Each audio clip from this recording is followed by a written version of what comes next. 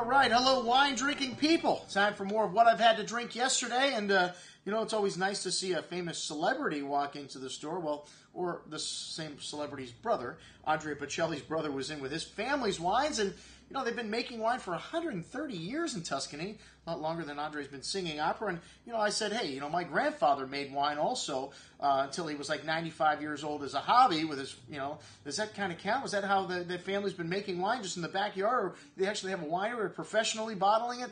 And well, they've been selling it in casks, so I guess this is relatively recent that they've come up with this Bocelli label and tried to market it and sell it around the world. But the Bocelli Prosecco purchased fruits. Prosecco is from the Veneto, so not Tuscany.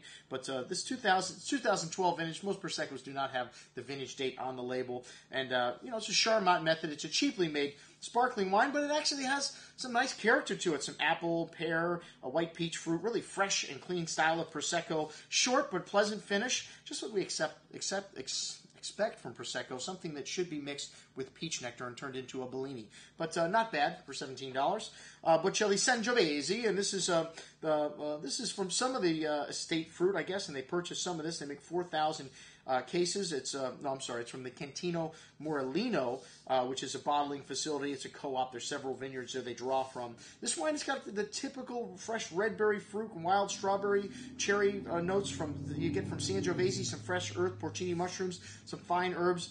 It's 100% varietal from Scanzano, and a nice freshness in this wine as well on the finish, and some herbs and some Tuscan earth, but it's a really short, pleasant finish. Really good little bottle of Sangiovese for $15.75. A real crowd pleaser.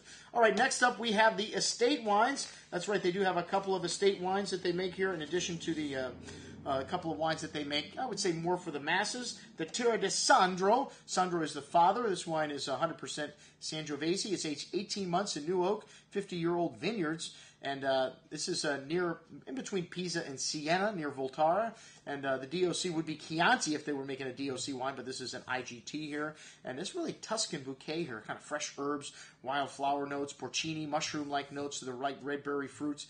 And light and easy drinking style here, but it has some nice complexity to it, nice freshness. Maybe it's a 2005 vintage, got a little bottle age to it, but you know, the fruit's starting to mellow out a little bit in this wine. Only 2,000 bottles produced, an excellent example of Sangiovese from Tuscany. And then the Sangiovese and Cabernet blend, the Alcide, well, that's the name of the grandfather. So you got the father, the grandfather.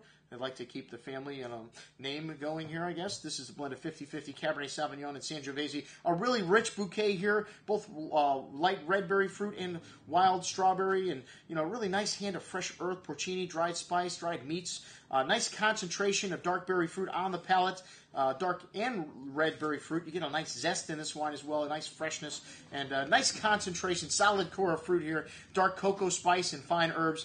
4,500 bottles of this produced and $69. So I don't know what the price difference is. You know, I told him you should probably just average out the price in these wines, make things a little easier for the consumer. But he said, you know, it's the yield you get in the vineyards, the older vines that produce half as much of fruit, so we have to charge it twice as much.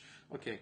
Anyways, the Cabernet Sauvignon Canto is next, and well, Mr. Bocelli is singer, so Canto, I guess, referring to in the song. Anyways, 100% Cabernet Sauvignon. Again, all from estate fruit. Has that lovely black currant and cherry fruit, dark earth, black truffle, some damp earth qualities here. Really lovely fruit on the palate. This is the biggest of the three wines. Has a nice long finish. This 2008 vintage, very good in Tuscany. A little licorice on the palate as well. Really nice one. Only 5,000 bottles produced here. So these last three estate wines, really small quantity, and that's what I had to drink with the folks from Bocelli Winery. I'm your host, Andrew Lamposoni, signing off for the Wine Watch, saying remember, always drink the good stuff first.